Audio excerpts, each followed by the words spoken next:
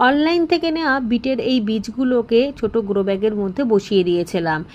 দানাগুলো উঠেছে ঠিক কথাই, কিন্তু এক সাইডে সাইডে উঠেছে, এখান থেকে তোলার সময় একটু সমস্যা হয়ে যাবে। যদি মাঝখান দিয়ে হতো তাহলে তুলতে এতটা সমস্যা হতো না। তবে এখনই তুলবো না, চারাগুলো খুবই ছোট, আর একটু যখন বড় হবে তখন এখান থেকে তুলে নিয়ে আমি অন্যান্য জায়গাতে বসিয়ে দেবো।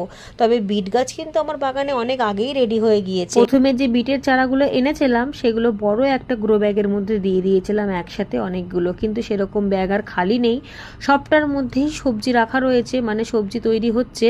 তাই এগুলো ভাবছি সিঙ্গেল সিঙ্গেল দেবো, অথবা কোনো গ্রো ব্যাগে একটা দুটো করে করে দিয়ে দেবো। এইভাবেই কিন্তু মূলো গাছগুলো আমি করছি। মূলো গাছগুলোর জন্য আমি আলাদা করে কোনো পরের জায়গা তৈরি করিনি। প্রথমে যেটা করেছিলাম, পরে কিন্তু আমি কপি গাছের গোড়ায়, তারপরে শসা গাছের গোড়াতে বা বেগুন গাছের গোড়াতে এরকম একটা একটা করে দিতেই খুব ভালো মূলোগুলো হচ্ছে, সেভাবেই দিয়ে দেবো।